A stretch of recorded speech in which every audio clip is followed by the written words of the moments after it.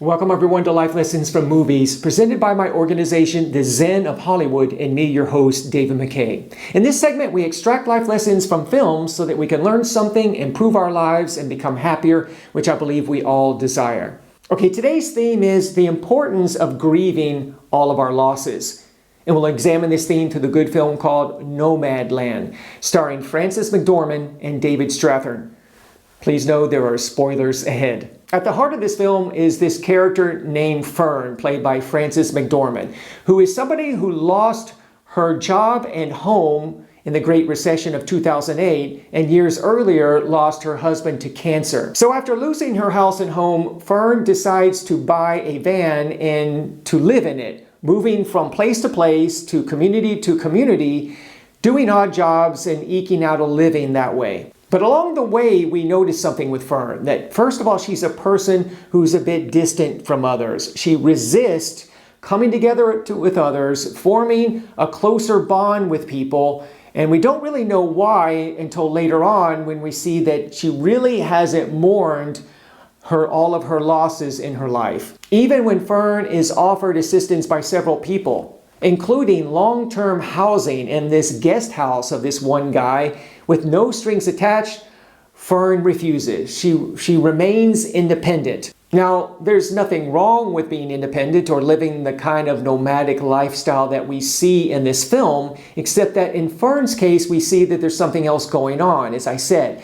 she hasn't mourned all her losses because we see her crying when she looks at photos of her husband.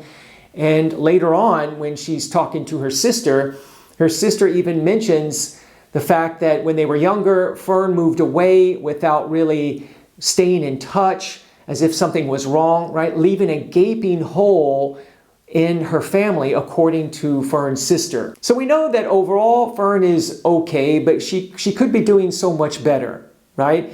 This distance that she has between people is reflected in the open spaces, both outside and inside. I mean, we see the great landscapes, the beautiful landscapes of the West, the wide open spaces, but also we see the empty rooms in which Fern inhabits from time to time, and those are really highlighted in the film. The point the director is trying to make is that there is real loss and emptiness in the lives of these people, at least some of these people, especially Fern. We all know that if we're going to get on with our lives, to truly live in the present, these happy, authentic lives, we have to address our past. We have to mourn our losses. And apparently Fern hasn't done this. Now, when I'm talking about loss, I'm talking about all the emotional traumas that we experience. Now, all of us experience emotional trauma in our lives. And by that, I don't mean some massive accident that happens. What I mean is just any kind of incident in which we experience negative emotions that were never validated by others, that were never expressed by ourselves,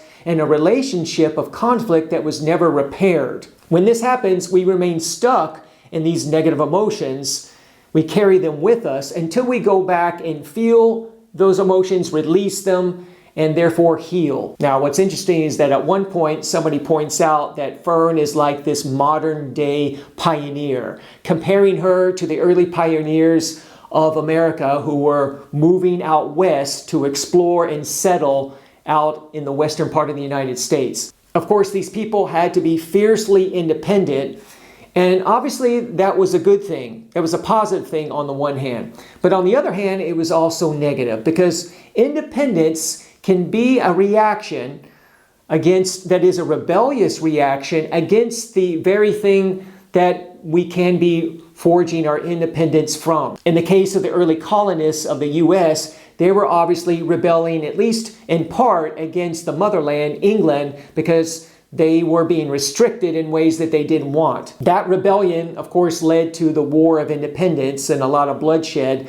But this is my point. When we react with rebellion against others, when we carry that anger inside, then of course that particular anger, that rebellion is really defining who we are. It defines our path, and it doesn't allow us to achieve this peace of mind that we think we're going to find when we rebel and go off in the direction that we want to be. This is the kind of independence that isn't so healthy in Fern.